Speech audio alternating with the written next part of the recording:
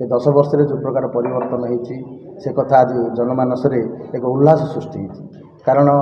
वैदेशिक नीति देखूँ आर्थिक नीति देखूँ एवं सबुठार मूल कथा जो जिनपाई शह शह वर्ष धरी अपेक्षा करते 370 धारा को उठाइवाई कारण जम्मू काश्मीर हूँ भारत अविच्छेद अंग ताकू जो प्रकार गोटे अलग कैटेगोरी ग्रहण करते आज लोप कर 370 धारा लोप कर भारत में से संयोग कर 500 वर्ष धरी भारत जो जनसाधारण एक आत्मा सृष्टि होता श्रीरामगर केमती जन्मभूमि भव्य मंदिर प्रतिष्ठा हम तार विभिन्न क्षेत्र में आर्थिक क्षेत्र में आम 11 स्थान थे आज 5म स्थान में पहुँची एवं सबु श्रेणी महिला मानक विभिन्न प्रकार योजना कराई महिला माने आज स्वावलंबी हो पार्टी एवं फाइटर जेट चलाउछन्ति भारत राष्ट्रपति आज महिला एवं 33% जो रिजर्वेशन पार्लियामेंट रे पास होती आगामी दिन से लागू हो युवक मान विभिन्न प्रकार योजना होती आज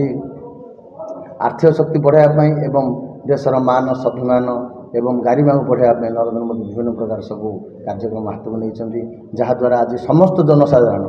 मोदी को भल पाँच अंतर सहित भोट देवाई चाहते एक आपण जानते तेणु जो आगामी निर्वाचन हो 20 तारिख में से निर्वाचन में कि भाव आस्का लोकसभा समस्त विधानसभा एवं लोकसभा प्रार्थी भारतीय जनता पार्टी पद्मफूल चिन्ह विपुल संख्यार भोट देवे विजयी कराइबे कारण आम जाचे निश्चित भाव तृतीय थर पर नरेंद्र मोदी भारत प्रधानमंत्री होती जदि आस्का पार्लियामेंट रे आम कौन प्रकार भूल कर सांसद न पठेले केन्द्र सरकार हम किंतु ये अंचल विकास हो पार अंचल विभिन्न प्रकार समस्या रही आमर आसिका चीनी शिल्प अच्छी ताहा जी रुग्ण हो आम आगे देखुलु 6 मास धरी आस्का चीनी कारखाना चलुला लोक चाषी मैंने उपकृत होते एवं ये अंचल बहुत दादन जामें जाचे लक्ष लक्ष संख्यार दादन जा बाहर खटुंट निर्याति होती मृत्यु मुखम पड़ुंट ताकू दूर करने आमर गोटे सूताकल होता बड़ दुर्भाग्यर कथा सूताकल संपूर्ण भाव नष्ट हो गला तेणु केंद्र सरकार तरफ एवं राज्य में बीजेपी सरकार आसो जदि डबल इंजिन सरकार हम ताहले अंचल कृषक युवक छात्र मानक समस्त श्रेणी विभिन्न प्रकार योजना हम ये अंचल विकास हम एवं ए विकास देश सहित जोड़ राज्य सहित जोड़ ये आशा ए विश्वास करी मुझे निवेदन करुँची आपण जरिया जे भारतीय जनता पार्टी प्रार्थी मानक आस्का लोकसभा सांसद रे निश्चित भाव भोट देवे और आशीर्वाद करी विजय करेंगे। आज ये जो समस्या बहुल समस्या जर्जरित आसिका आपण समस्ते जानिचंती ए अंचलर ओडिशा मानचित्र रे आमर परिचय है आमे कोडे दादन रे 1 नंबर तेणु दीर्घ 25 वर्षर गोटे स्थिर सरकार एटी दादन समस्यार समाधान करिबारे विफल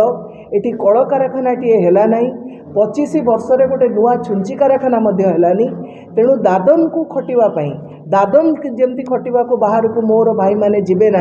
ताकू नहीं कि मो सरकार जदि काली सकाळे भारतीय जनता पार्टी सरकार राज्य में आसे निश्चिंत भाव में आम ये कर्म निजुक्तिर सुजोग सृष्टि करूँ ये कल कारखाना करूँ जो द्वारा कि दादन समस्या दूर हो बोली मोर आशा। द्वितीय आसवा मौलिक समस्या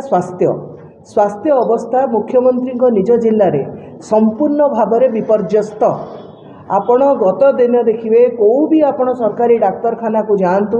ना सेठी डाक्तर रोचंती ना सेठी कौन प्रकार इक्विपमेंट रोची साधारण लोकटे को आज जदि थंडा काश टिके भी होची ताकू मध्य ब्रह्मपुर रेफर कर दिया जाउची। आस्का अंचल स्वास्थ्य क्षेत्र में संपूर्ण भाव में अवहेलित। तृतीय आसवा मुख्य मानदंड होची गोटे समृद्ध समाजर शिक्षा अवस्था एठी न कहले भल बिल्डिंग रे आज्ञा रंगचून मारिले शिक्षार मान शिक्षार व्यवस्था उन्नत हुए नहीं। शिक्षार मान उन्नत करने को हेले शिक्षक मानक उपस्थिति शिक्षक मानक नियुक्ति अति आवश्यक। शिक्षक मानक नियुक्ति दबारे ए राज्य सरकार संपूर्ण भाव में विफल। सम्मानर सहित बंचीबार जो लड़ई गोटे भोटर सम्मानर सहित बंचीबो तार मौलिक अधिकार तक मिलिबो। भारतीय जनता पार्टी आगामी दिन में आसिले सरकार को मौलिक समस्या दूर हम और प्रत्येक भोटर यही सम्मानर सहित बंचीबो युवक यही चाकरी पाइब स्वास्थ्य अवस्थार सुधार यही आसब यही शिक्षार मान उन्नत हम जलसेचन व्यवस्था यही हम चाषी उपकृत हम। तेणु यही सब कथा नहीं कि आम निर्वाचन लड़ुचु निर्वाचन में विकास आमर गोटे मुद्दा। अब की बार 400 पार फिर एक बार मोदी सरकार दुईटी नारा सारा भारत वर्ष गुंजन होची आ से नारा अनुजाई लोकंकर संकल्पना मध्य आम संकल्पना सहित मिसी जाइए मु आशा करुच्ची आपण मैंने आम कथार हृदयंगम करुवे कथा आ परवर्ती दिन में भारत वर्षर लोक जी आग्रही होती मोदी सरकार आउ थे आसू ठीक से बेले ओडिशा लोक मन बदल आम यही पत्र लिखिकी आपचु जे लोकंर अंतस्वर बर्तमान फुटिकी उठुची लोकंर भितर जो अंतस्वर बर्तमान तैयारी ए सरकार बदलवा दरकार ए कथा को आपण मैंने मु भावुची विश्वास करेंगे एवं आमर संकल्पना को लेकिन आम लोक पाखु जाइचु एवं आगामी दिन में जीवु एथर लोक आम अनुरोध करचु जे पद्म फूल चिन्ह रे दुई थर बटन दबाई राज्य सरकार और केंद्र सरकार को भूयसी समर्थन देकी राज्य मध्य विकास जो दिग को आउ टिके त्वरान्वित करेंगे विकास को संपूर्ण रूपे माने लोक ग्रहणीयता आड़ को लोकाभिमुखी करने विकास को आम जो संकल्पना देचु से लोक आम विश्वास धीरे धीरे बढ़ी चलती आगामी दिन से विश्वासर फलश्रुति आपको देखा।